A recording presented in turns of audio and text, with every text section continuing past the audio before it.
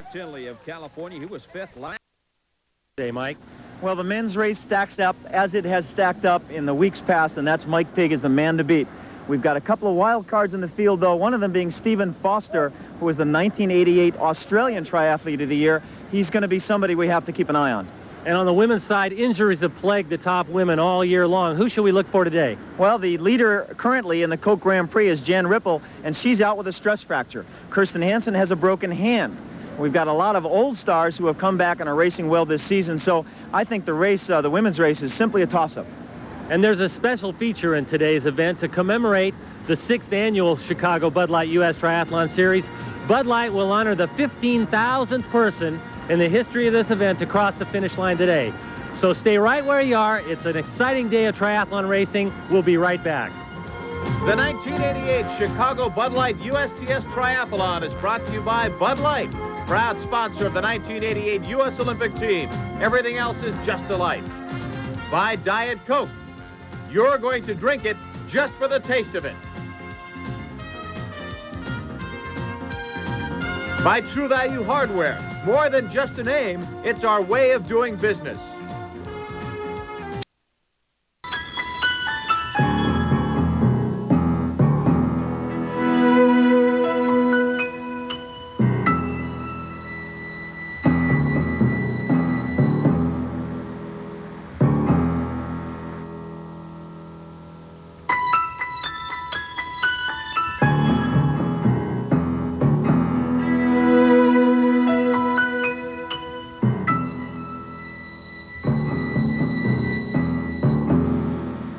An early midsummer morning in Chicago. Tomorrow is the first day of August, but for the world's best triathletes, it's already been a long season. Since April, they've maintained an uneasy routine of nonstop training, and traveling, and racing, tiptoeing a fine line between excellence and exhaustion. The triathlon used to be considered an endurance event. Now the season is the endurance event. 8 months long, 24 or more races for some, dragging bikes and wheels and bags full of equipment through one airport after another. A nomadic life which taxes minds even more than bodies.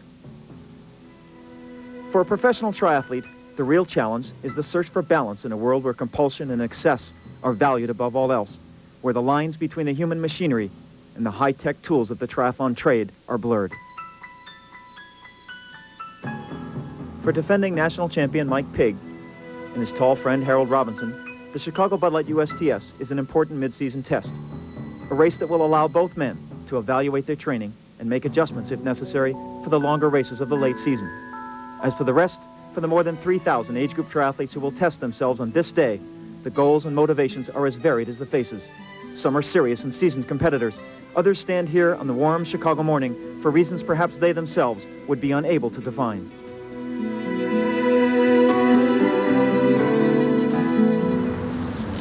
The Bud Light USTS National Tour has come to Lakeshore Drive in Chicago.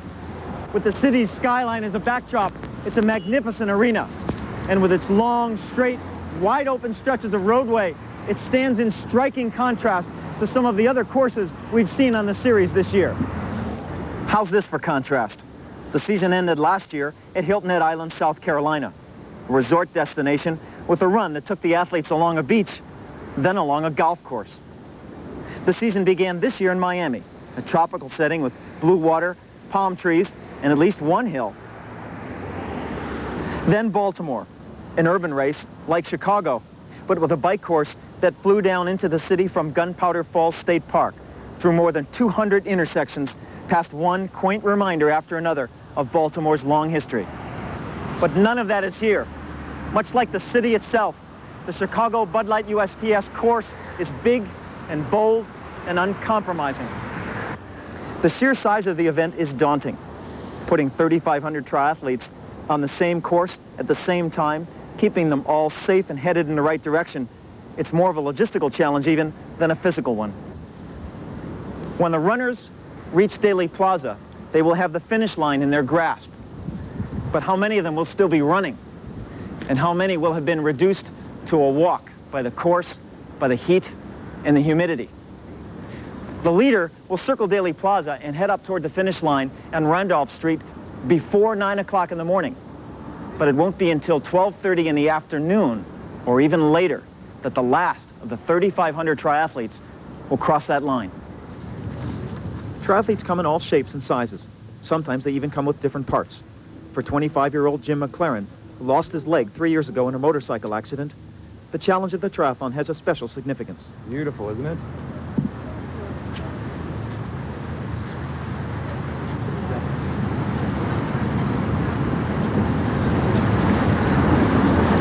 So pretty, sweetie. Also in the field is Dr. Miro Patani, a 59-year-old Chicago pediatrician. Patani's family and patients are his life. Triathlons are for fun. One person who will not be racing in Chicago is Jan Ripple, a 32-year-old mother of 3 from Baton Rouge, Louisiana. On this day at least, Ripple's storybook 1988 season will have to take a back seat to good sense. I'm disappointed, but I have to do what I've got to do. I've got to take some time off and get this injury well. I've got to get well. I've got a long season. I want to race October, November, and December of this year. So if I raced in Chicago, I could be out for the rest of the year. So I know I have to take time off. It'll be disappointing for me to watch the other women race, and I know I won't have the jersey after tomorrow, and that'll hurt. At Oak Street Beach, just off Lakeshore Drive, the men pros prepare for the start. As in all Bud Light USTS events, the field of triathletes is broken into waves. The men pros first, the women pros, then one age group after another, 3 minutes apart. 20 waves in all in Chicago, which boasts the largest field by far of the 1988 USTS season. The last people in line, the relay teams, have time for breakfast, maybe even a short nap. It'll be more than an hour and a half before their turn to swim arrives. The men pros are off, charging into the water, fighting for position, and the need for the wave starts becomes immediately apparent. The thought of 3,000 people starting like this, all at the same time, is frightening. The leader immediately is Rob Mackel from Bloomington, Indiana. A former distance freestyler at Indiana University, Mackel is widely acknowledged as one of the best swimmers in the sport. But he's been concentrating on his other events this year, becoming a better cyclist and runner, and he's lagged a bit in the water. Today, though, he's vowed to shine in his specialty, and it looks like he means business.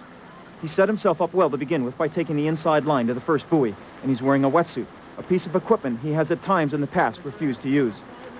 It's partly a matter of pride for a good swimmer like Mackel, since the wetsuits are used for buoyancy and speed, not warmth. He always figured he could stay in front without one, and even at this stage, he's unsure of the suit's advantage, at least for him. For some of the weaker swimmers, though, the advantage is striking. 1.5 minutes, 2 minutes, and perhaps even more for 1,500 meters. So the suits are controversial. But for 2 years, there has been no ruling from the Triathlon Federation regarding their use in warm water races. Mackel has now decided to join the crowd rather than fight a battle no one seems to care about.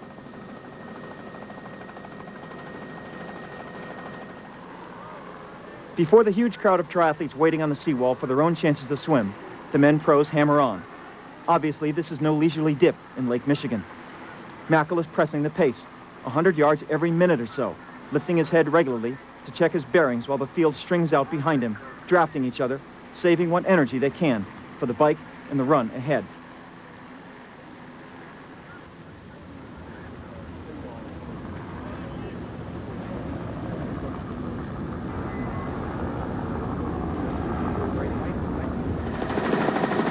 The course is as simple as they come. After that first right-hand turn, it's 1,500 meters due south, following the Lake Michigan shoreline, and it seems, Rob Mackel, to the finish at Ohio Street Beach.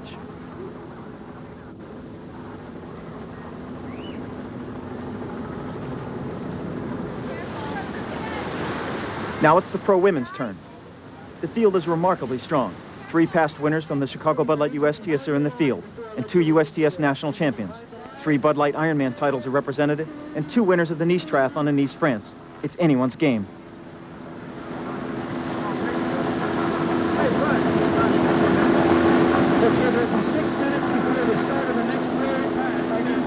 Following the proven inside line to an early lead is Joy Hansen from West Chester, Pennsylvania. At this stage, being in first place is important most of all because it puts you out in front of all the kicking knees and jabbing elbows. Once the turn is made, the women spread out a bit, feeling for fast water in the best line through the course.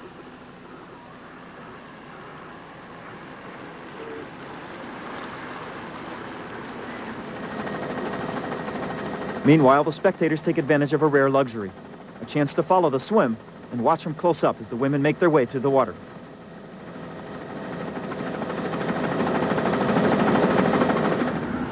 Here at the swim start with wave after wave of age group triathletes going into the water, over 3,000 in all. To go with the terrific weather conditions, we've got a Lake Michigan today that's 72 degrees. It's the warmest it's been in 30 years. We'll be back. It's a vast arena indeed. 17 minutes have passed since the start of the race. The men pros are nearing the end of the swim. Rob Mackel, whose opening move at the first buoy put him out in front early, and whose strength in the water allowed him to stay there through most of the 1,500 meters, has fallen back. Rick Esselstein from Cleveland, Ohio, has swum the most direct line and leads the pack onto Ohio Street Beach, with Nick Croft from Australia on his heels. The specific placings hardly matter at this point, though. The top men are all within seconds of one another. Dave Scott, Harold Robinson, Brooks Clark, Stephen Foster. Mackel finishes in 5th.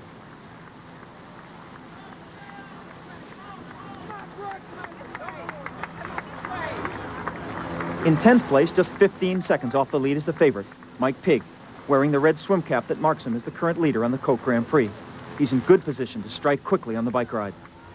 First, though, comes a feature unique to the Chicago course, a quarter-mile run to the transition area. It's an added complication, but perhaps all to the good, for it will give the swimmers' legs a chance to loosen up a bit and get the blood moving out of their arms and chests. The wetsuit is another complication. Brian Boggs from Indianapolis chooses to remove his suit on the way. Most of the others will wait until they reach their bikes. Time is critical now, for a race can be won or lost in the transition area. On the other hand, trying too hard to be fast can accomplish exactly the opposite. The trick is keeping yourself in a state of just barely controlled panic. Snap your helmet on the first try, jump on your bike without falling down, and don't crash into a bike rack on the way out.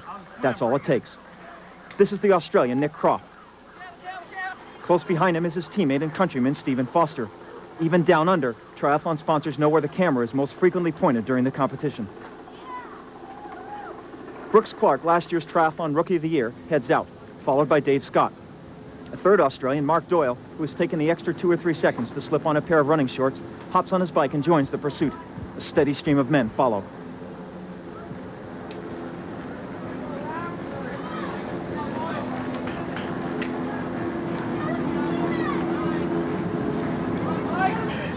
Across from each other, teammates Ken Glaw and Steve Fitch, both from Westchester, Pennsylvania, race the clock.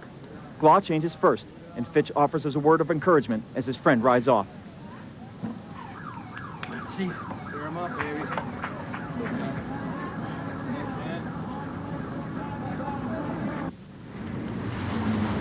The top men are well on their way as the women finish the swim. Renee Goldhirsch from Medford, New Jersey, is first. Her time for 1,500 meters, 18 minutes, 37 seconds. Carol Picard, the 1988 Female Triathlete of the Year in Australia, is in second place. In third is Zena Herman from Bellevue, Washington. Picard is a bona fide threat, and her strong swim has put her in good position. But the real favorites are 40 seconds back. Picard knows that if she can get in and out of the transition area quickly before she's seen, all to the good. Races have been stolen that way before. The second pack is led out of the water by 32-year-old Laurie Samuelson in the black wetsuit on the left. She hustles out and picks up a place in the process. Close behind her, also in black, is Karen Smyers from Somerville, Massachusetts, one of the strongest runners in the sport.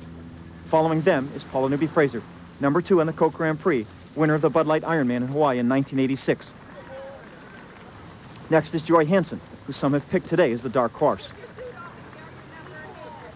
Finally, in 16th place, more than a minute behind Newby-Fraser, 2-time Bud Light USTS national champion Kirsten Hansen struggles out of the water. Her broken hand was a big handicap on the swim. It won't be much of a help on the bike ride either. Still, there are Coke Grand Prix points at stake, and for a gritty competitor like Hansen, a lot of pride, too. As Hansen herself would tell you, a triathlete's job, after all, is making the best of tough situations. As it was for the men, so is it now for the women. Not a second to lose. The transition area is once again filled with frantic intensity.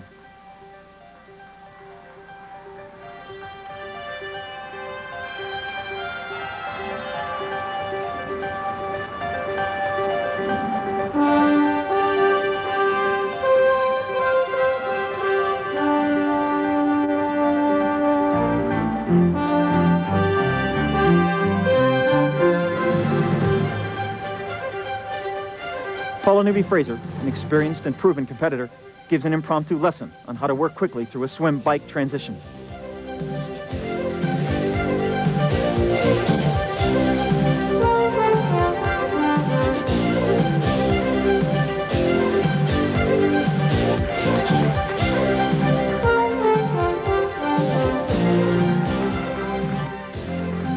Joy Hansen.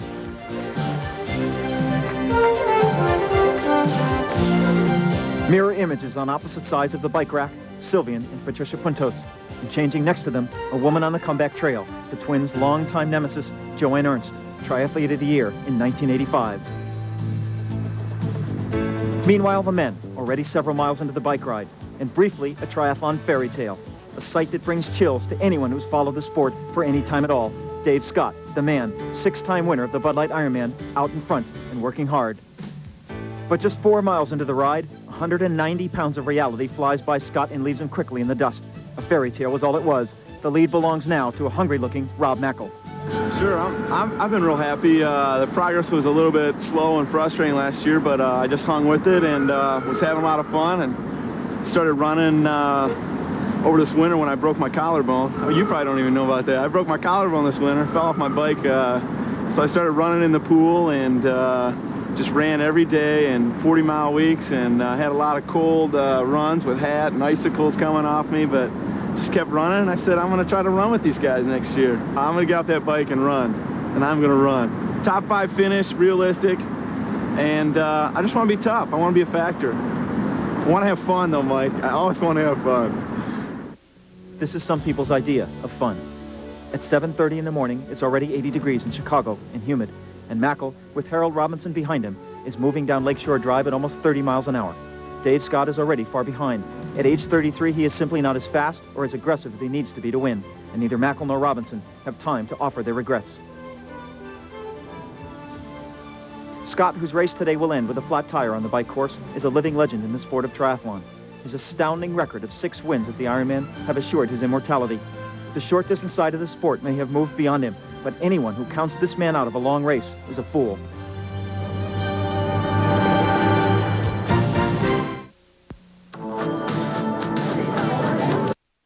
Unrelenting, uncompromising, Mike Pigg blows past Harold Robinson and Rob Mackel as if they were standing still.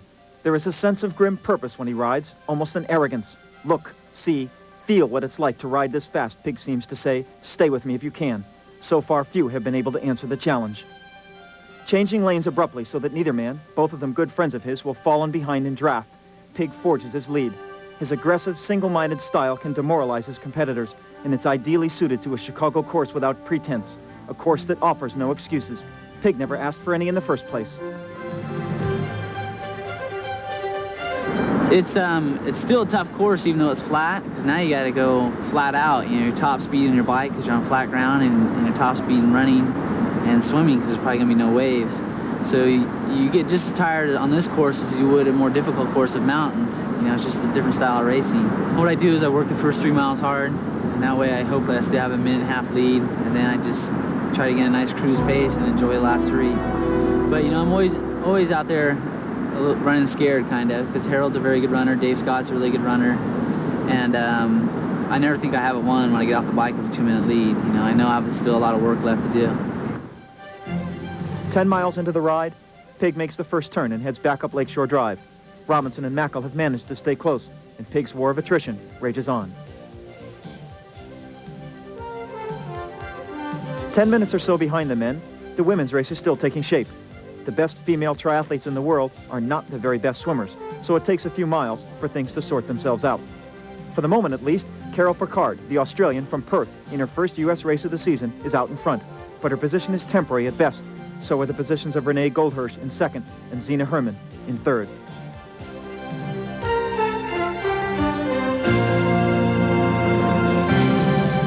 As if to drive the point home, Paula Newby-Fraser, racing well just 2 weeks after winning the Japan Ironman in Lake Biwa, roars by Goldhirsch without so much as a sayonara, and she is only the first. The Puntos twins, Liz Bowman, Colleen Cannon, and Joy Hansen are in the hunt. Unaware of the action on the bike course, 25-year-old Jim McLaren awaits his own opportunity to race. McLaren's is not the first triathlon comeback story to surface, not by a long shot, but it's one of the most dramatic. Terribly injured in a motorcycle accident in New York City in October 1985, McLaren died, at least technically, on the way to Bellevue Hospital. Paramedics revived him, but he lapsed again, and the diagnosis was repeated when he was wheeled into the emergency room. He was in a coma for a week, and the lower part of his left leg was amputated, but he was all business when he finally woke up. The doctors figure he'd be at Bellevue for 5 months, but he was out in 2.5 weeks. A graduate student now in drama at Yale University, McLaren is a serious and very capable triathlete as well. The days are gone when his only goal was the finish line. Jim, I think the point that we want people to understand is the fact that Jim McLaren is #1, as far as triathlons go, an athlete. Yes. Well, I'm glad that you say that, because that's the way I like to think of myself. In fact, when I'm training, I don't think of, if my left leg hurts, if my amputated leg hurts, which it does quite often, I don't think, okay, Jim, your one leg is hurting, you've got to compensate. I just think of it as another athlete would. I think, okay, you've got a problem on your left side, change your pace or change your stride or do something different. And that's the way I look at it through training, and I think that's enabled me to go forward and to consistently train, because I don't think of myself as being disabled at all. I set out this summer, I use a phrase, it feels right to me, since my accident a lot. And it's a little emotional, but I was dead on arrival, and I'm fortunate to be alive. And acting is one of those things, and triathlons are one of those things. These events I love endurance, and I love going out by myself and challenging myself to a 20-mile run, training run, or swimming 2.5 miles alone, or going out to a 100-mile bike ride. Do you get responses from people and from other athletes on the course? I know that, I mean, you're finishing right smack in the middle of a very tough age group. Your times are real strong. Obviously, you're passing people throughout the race. I mean, what kind of feedback, what kind of back and forth goes out there on the course? Well, it's changed a little bit, Mike, because last year, these races were about finishing for me. And now that because of my training and the new technology that I'm wearing, I'm much faster. So I don't get as much encouragement anymore. The pros are very encouraging now, actually. In fact, I think Mike Pigg went by me the other day at the base station and said, way to go, which was nice. But as far as the people in my age group, they tend to not say as much anymore. So, which makes me feel good, because I treat myself as a professional the way that I train, so it's nice not to be condescended to sometimes. Although I do enjoy the support from the fans. It's wonderful, the spectators. But it's a pretty competitive environment out there, definitely. Slowed for a brief moment in his life, Jim McLaren is back in the thick of things, fighting for his own place in the sun. No sympathy for this man, please. He'd rather race you to the tape, even up.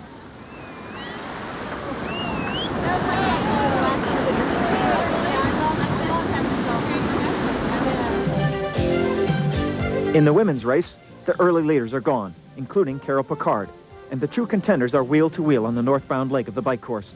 In the lead, Liz Bowman, the winner here in Chicago in 1985 and pressing for a comeback. Cannon and Newbie Fraser are next, and Joy Hansen.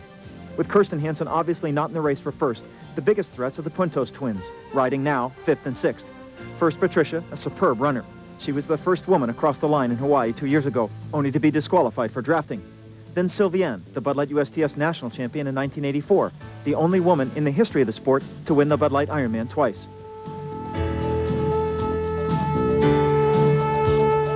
Joy Hansen, though, is looking very strong, moving up, pushing big gears and holding her position on the bike, using the aerodynamic time trial bars to their fullest advantage.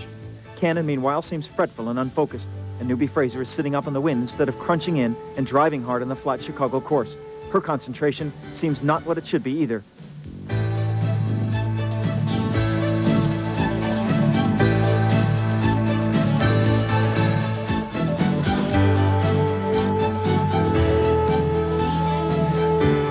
For the men, it is still Pig, in the lead by more than a minute, playing out a scenario that to his would-be peers is all too familiar. Grinding away in his bullish style, Pig has left the competition muttering. 4 years ago, he was a restless student in a Northern California junior college and a mechanic's helper on the graveyard shift at a truck stop. His prospects were limited, but hard work has brought him a long way. There are more talented triathletes, certainly, but none tougher. Mike Pig is arguably the best short-distance triathlete the sport has ever seen. Harold Robinson, who began the 1988 season with a win over Pig in Miami, had hopes that this year would be different than last. It hasn't been. Today, he held Pig in his sights longer than usual. That was the good news. Still, he finds himself nearing the end of the bike ride, needing more than just a strong run, needing, really, a miracle.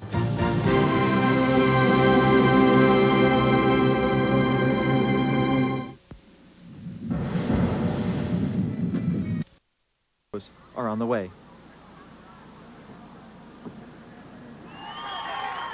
Pig rushes in and changes. He's done what he set out to do. His big lead coming off the bike will hold the stronger runners at bay. At least he hopes it does. Next, Robinson, a minute and a half back. It's too much time and he knows it. Still, it's hot and humid, and anything can happen. Pig is human. That was obvious in Miami, and Robinson, who ran track for Cornell University, has run a sub-31-minute 10K, so he's got plenty of speed.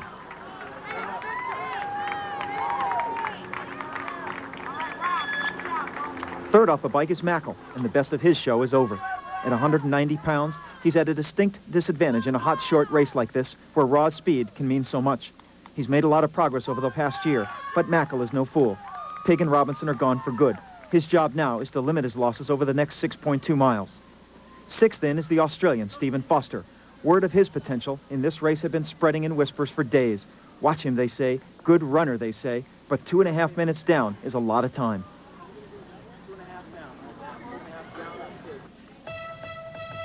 The run is where the professional triathletes earn their money, or lose it. Because if you can't hold your own in all three events, then you don't belong. 2 years ago in Chicago, Mike Pigg shocked the triathlon world by coming off the bike in first place, ahead of Mark Allen, Scott Tinley, and Scott Molina. All three men passed him in the final event, but in Pigg's performance was the faint image of a new era in triathlon. Then in Chicago last year, Pigg, now firmly established as a star, was again #1 off the bike, but not by enough. Allen ran him down and cruised to a 2-minute victory. So Mike Pigg has never won in Chicago, traditionally one of the sport's most prestigious events. Behind him today, a long-striding Harold Robinson would like to be the one to keep him from it a third year in a row. And behind Robinson, a procession of men battling the heat and each other for places in the top 10.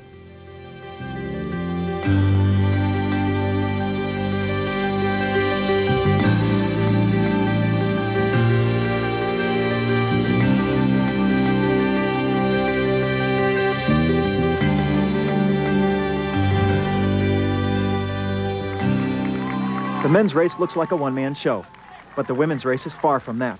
Bowman, Cannon, Joy Hansen, and the Puntos twins, along with Newby Fraser, are all at their bikes within seconds of one another. A fast transition here is important, for if a runner can get out in front by 10 seconds or so, it might have a demoralizing effect on the rest of the field. It's hot, and the pace on the bike was fast. A runner's thoughts turn quickly from ambition to resignation on a day like this. There's an opening here for an opportunist.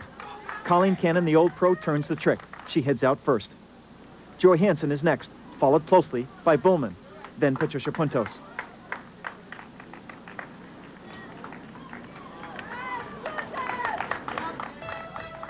But Cannon's fast work is to no avail. And if any doubts about the head-to-head intensity of short-distance triathlons remain, let this image dispel them. In front, Cannon and Patricia Puntos. Hansen is third, then Patricia's sister, Sylviane. The group of four is running south along Lake Michigan at 6 minutes a mile. Historically, this is the kind of situation where one would expect the twins to shine. But it is Hansen, a former All-American distance runner at the University of Arizona, who appears in control. Her head steady, her face a mask of concentration, she's running high on her toes, moving in the lee of the two leaders, saving energy and letting them set the tempo of the competition. Patricia Puntos forces the pace up another notch and loses her sister and Cannon in the process. Hansen, however, goes with her easily, her flowing style in stark contrast to the driving power of the woman in blue.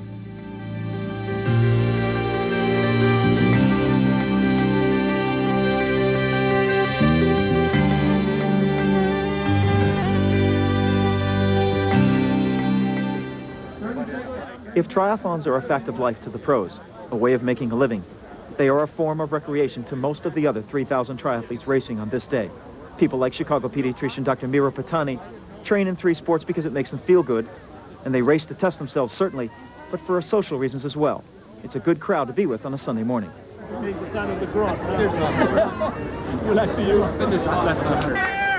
A native of Yugoslavia who came to this country by way of Italy in 1958, Patani sees his family and his work as his first loves. He hasn't the time or even the inclination to travel back and forth across the country doing triathlons. But when the show comes to Chicago, he's at the starting line without fail. Patani has not even started his run by the time Joy Hansen, who has left Patricia Puntos behind, has begun to think about the finish. Yet Hansen's competitive philosophy has more in common with Patani's than one might think. I think I'm balancing a nice lifestyle right now. I'm working between part-time, full-time, about 20, 30 hours a week.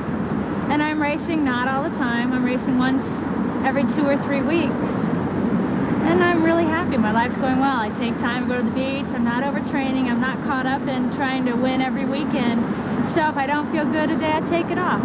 When you have 5 people running together and they're all top-notch runners, it really comes down to who wants it the most at that level. And one thing, though, I do feel comfortable. I know when I can give my kick and when I can't. And I know how to do surges. But then again, the Pontus twins have been racing hardcore neck-to-neck with people, too. So basically, I think the only ones that really worry me if it came down to a sprint would be the twins. And, yeah, if I was in the position to win, I'd want it pretty badly. So, yeah, I would go for it.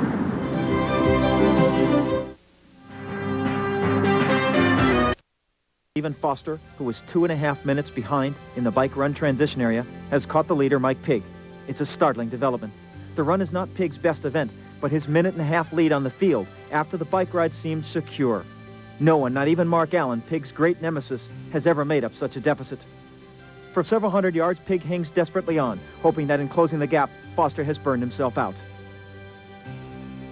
But Foster has not, and with the finish line in sight, the Australian is alone and still running smoothly. It is not the first time that the baby-faced 22-year-old from Seaford, Australia, has surprised the Americans. Back in early 1985, as an 18-year-old, he led Californian Grant Boswell through almost a third of an ultra-distance race back in Australia. The following year, he finished 4th at the World Sprint Triathlon Championship in Perth, ahead of Dave Scott, Allen, and Molina. But this race in Chicago is Foster's finest hour on U.S. soil. For in catching Pigg and leaving him behind, he has done something no one else this season has been able to accomplish. Pigg's only loss in 1988 was on a bad day in Miami. Today, however, he was on top of his game. Foster simply beat him, although he went to extraordinary lengths to do so. As the leader turns onto Randolph Street and heads toward the tape, it's obvious that he has covered the last 10 kilometers very quickly indeed. Split times computed later will confirm that. Despite the 85-degree heat and 25 miles on the bike at more than 27 miles an hour, Foster has run his closing 10K in 31:57.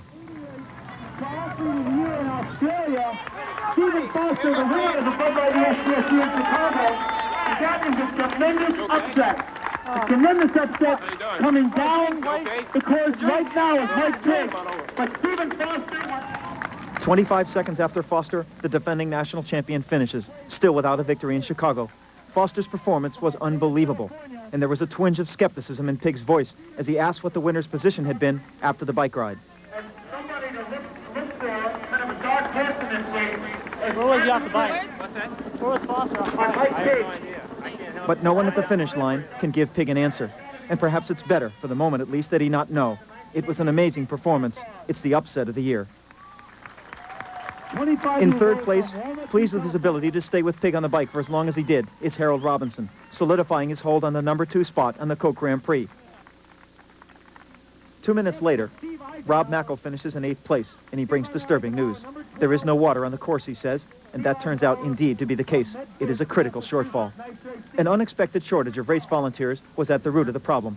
The entire aid station system for the run, water, cups, supervisors, and volunteers alike collapsed. Senior race officials became aware of the situation only as the pros were heading out, and they reacted as best they could, putting water barrels out on the course, then rounding up what volunteers they could to help with the distribution. A crisis was averted. But for Bud Light USTS race officials, with 6.5 seasons of races under their belt, it is another reminder that staging triathlons is a tough business where nothing ever can be taken for granted. There is a lesson, too, for the women pros today, a lesson many of them learned years ago, but had perhaps forgotten. Joy Hansen can run. Still looking strong, still on her toes, Hansen crosses the finish line for her first Bud Light USTS win since May 1986.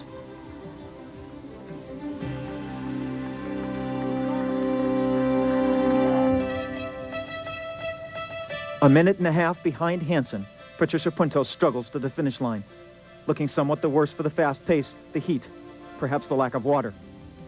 Patricia and Sylvian won the Chicago Bud Light USTS in 1984, crossing the finish line hand in hand. But the competition is tougher now than it was then, and for the past 2 years, the twins' traditional competitive duet has taken a backseat to reality. Whichever one feels good, goes. Today it is Patricia. Sylvian finishes third, 30 seconds behind her sister. In fourth place, Colleen Cannon. Then in fifth, Paula Newby-Fraser, pleased with her victory after the long race in Japan. While the pros were hammering away at each other on the bike course, then the run. The thousands of age group triathletes were fighting the... We'll be back in a moment to show you how it went for Jim McLaren and Dr. Miro Patani. Sometimes you take the risk. Result of a minor training accident on his bike. It sure doesn't make getting out of his wetsuit any easier. And you can understand how McLaren's girlfriend, Chris Wolf, an architecture student at Yale, might want to jump in and help. But triathlon is, by definition, an individual sport. There's no outside aid allowed. And the last thing McLaren would want is special treatment because of what some people would call his disability. Finally free of the suit, McLaren finds his leg and runs with the rest of the competitors to his bike. Again, he faces more of a problem in Chicago than he would in most races because there's a quarter-mile run to the bike racks. There is one benefit, though. The transition area is 3 blocks long. Finding your bike is a feat in itself, but you can recognize McLaren's spot from 100 yards away. It looks like a MASH unit. How many other guys do you imagine have thought to bring along a spare leg? Triathlons are attractive to many people because of their complexity. You can get faster, at least at first, without having to bike and swim harder. You simply get better at the routines, moving from one event to the next more smoothly, and that is Jim McLaren's biggest challenge. The swim's kind of complicated because, as you know, we have 2 starts, so I have to take my leg off. This is the leg I wear to the swim start, and I take it off and put on my wetsuit, and I have to have a volunteer carry it to the swim finish. I swim without a leg. It's just easier in the water. It took me a year to build up the strength to do it, but when I come out of the water, I hop on one leg to my leg. I put on socks, which go over my stump and then go into this leg, pull this sleeve up, and then I run to my bike with this leg. Now, this is not really a running leg, so it's a little more difficult, but this is the leg that I bike with because it fits a little looser, and it's just easier to go around with the crank. So when I finish the bike, I get off, I take this leg off, I have to take all the socks off of my leg and put Vaseline, and it's a product called Duoderm, which I've been using a lot. It's tape, and it covers blisters and also prevents blisters. So it looks like I'm preparing for a war, Vaseline, everything. Put socks back on, put the running leg on. It's got a much tighter sleeve that I wear. Put that on, and then I go. So it takes me 3 to 4 minutes in the transition area, which hurts my times in the end a little bit, but it's better to be safe than get out there in a 10K and not have my leg fitting properly. When he finally does get out there, though, he looks pretty darn good. Can you believe that 4 years ago, this guy was a 6-foot, 5-inch, 290-pound starting defensive lineman for Yale University? The beauty of the sport of triathlon is that it makes few distinctions. The sport is about challenge, personal challenge. If you can get on a bike and make it roll, you're in. Jim McLaren is missing half of his left leg, but from a distance, you couldn't tell him from Mike Pigg. And he is at this very moment being judged on his willingness to race, and only that. Well, I'm always ready to tell people that individual trauma is relative. I mean, somebody could hurt their finger, and it's just as bad as me losing my leg, depending on how much pain it causes them. But all this press has enabled me, the media attention I've been getting lately has enabled me to meet people like kids in hospitals and things like that. And for me, that's what it's all about, because I am able to get out there and meet people, and they feel that they can talk to me because there's some kind of barrier that's not there.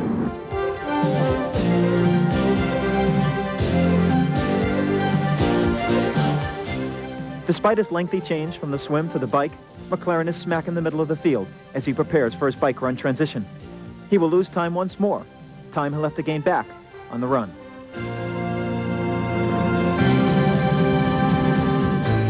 I touched my chest because the doctor told me the first day I came out of the coma, he said, there's no medical reason why you're here. You should be dead. You know, he said we did everything we could. And I just felt this force of life. And I mean, I've lost 110 pounds.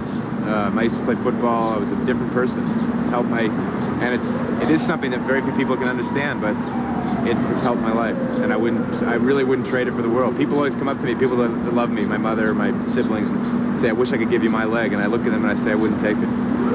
You know, so it's, for all the things that tend to go wrong in the day, it's the priority of being alive is much greater.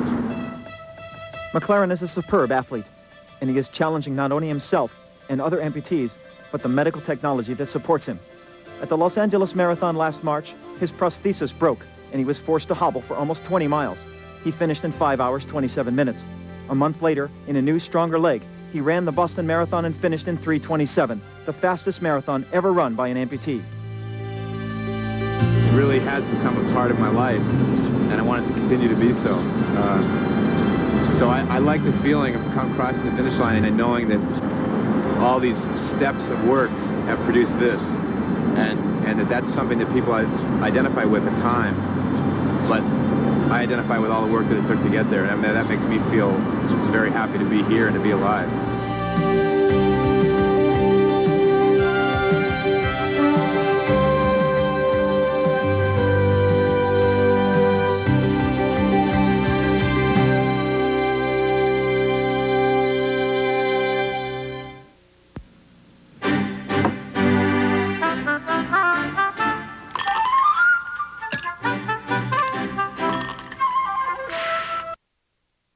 I'm really happy. I'm quite surprised. I came in the swim I felt really strong, and I picked a good line coming in, and I saw some swimmers from a little extra, and I got out, and fortunately we had a lot of running today in between the transitions and then the plus the 10K, and I just loosened up, and then I got on the bike, and I don't know, I was riding 30 miles an hour along some of the stretches, and it just encouraged me, and I said, keep it going.